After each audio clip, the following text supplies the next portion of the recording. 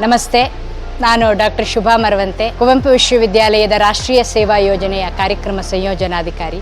ಸಂಜೀವಿನಿ ಸೇವಾ ಟ್ರಸ್ಟ್ ವತಿಯಿಂದ 1,00,000 ಮನೆಗಳಿಗೆ ಕ್ಯಾನ್ಸರ್ ಕುರಿತು ಮಾಹಿತಿಯನ್ನು ನೀಡುವ ಜೊತೆಗೆ ಕ್ಯಾನ್ಸರ್ ಬಗ್ಗೆ ಅವರಿಗಿರುವ ಆಲೋಚನೆಗಳನ್ನು ತಿಳಿದುಕೊಳ್ಳುವ ಒಂದು ಸಮೀಕ್ಷಾ ಕಾರ್ಯಕ್ರಮದ ಅಭಿಯಾನದ ಅಂಗವಾಗಿ ನಾವು ಕುವೆಂಪು ವಿಶ್ವವಿದ್ಯಾಲಯದಿಂದ ಈ ಕಾರ್ಯಕ್ರಮದಲ್ಲಿ ಭಾಗವಹಿಸ್ತಾ ಇದ್ದೇವೆ. ನಮ್ಮ ಸುಮಾರು 60 ವಿದ್ಯಾರ್ಥಿಗಳನ್ನು ನಾವು ಈ ಕಾರ್ಯಕ್ರಮಕ್ಕೆ ಕರ್ಕೊಂಡು ಬಂದ್ವಿ. ಇದರ ಉದ್ದೇಶ ಬಹಳ ಘನವಾದದ್ದು ಅಂತ ನನ್ನ ದೃಷ್ಟಿಯಲ್ಲಿ ಇದು ತುಂಬ ಉದಾತ್ತವಾದ ಉದ್ದೇಶ. ಯಾಕಂದರೆ ಇವತ್ತಿನ ಸಮಾಜದಲ್ಲಿ ಕ್ಯಾನ್ಸರ್ ಒಂದು ಅಪಾಯಕಾರಿಯಾದ ರೋಗ. ಸದ್ದಿಲ್ಲದೆ ಮನುಷ್ಯನ ಬದುಕನ್ನು ಇವತ್ತು ಅಪಹರಿಸ್ತಿರುವ, ಸಾವಿಗೆ ತಳ್ಳುತ್ತಾ ಇರುವ ಒಂದು ಮಾರಕವಾದ ರೋಗ. ನಮಗೆ ಗೊತ್ತೇ ಇರೋದಿಲ್ಲ ಕ್ಯಾನ್ಸರ್ ಹೇಗೆ ಬರುತ್ತೆ. ವೈಯಕ್ತಿಕವಾಗಿ ಕೂಡ ನಾನು ಕ್ಯಾನ್ಸರ್ ರೋಗದ ಅನೇಕ ಕುಟುಂಬಸ್ಥರನ್ನು ಕಳ್ಕೊಂಡಿದ್ದೇನೆ ಕ್ಯಾನ್ಸರ್ ರೋಗದ ಕಾರಣದಿಂದಾಗಿ. ನಮಗೆ ಇವತ್ತು ಆ ಅರಿವನ್ನು ಮೂಡಿಸೋದು ಇವತ್ತು ದೊಡ್ಡ ಕೆಲಸ ಯಾರು ಮಾಡಬೇಕಾಗಿದೆ ಅಂತಂದರೆ ಇಂಥ ಸೇವಾ ಟ್ರಸ್ಟ್ಗಳೇ ಮಾಡಬೇಕಾಗಿದೆ.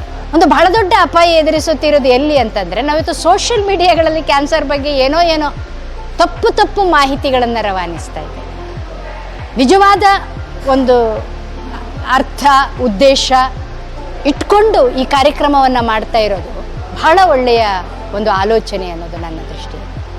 ಯಾಕಂದರೆ ಇವತ್ತು ಕ್ಯಾನ್ಸರ್ ರೋಗಗಳ ಬಗ್ಗೆ ನಿಜವಾದ ತಿಳುವಳಿಕೆ ಕೊಡಬೇಕಾದವರು ಯಾರು ಅಂದರೆ ಅದನ್ನು ಸರಿಯಾಗಿ ಗೊತ್ತಿರುವವರು ಮಾತ್ರ.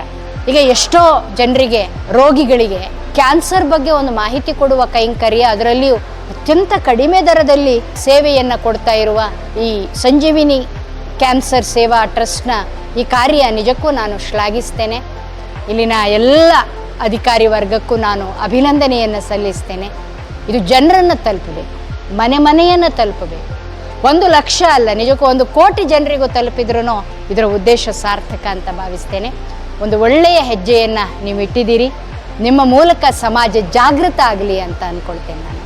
ಯಾಕಂದರೆ ಸಮಾಜಕ್ಕೆ ಸರಿಯಾದ ತಿಳುವಳಿಕೆಗಳು ಬರಲಿ, ಬೇಗ ನಾವು ಟೆಸ್ಟಿಂಗಿಗೆ ಒಳಪಡುವ ಹಾಗೆ, ನಮಗೆ ಕ್ಯಾನ್ಸರ್ ರೋಗ ಬಾರದ ಹಾಗೆ ನಾವು ಏನನ್ನು ಮಾಡಬಹುದು ಎನ್ನುವುದರ ಬಗ್ಗೆ ನಾವು ಇನ್ನಷ್ಟು ಕಾರ್ಯಕ್ರಮಗಳನ್ನು ಮಾಡೋಣ.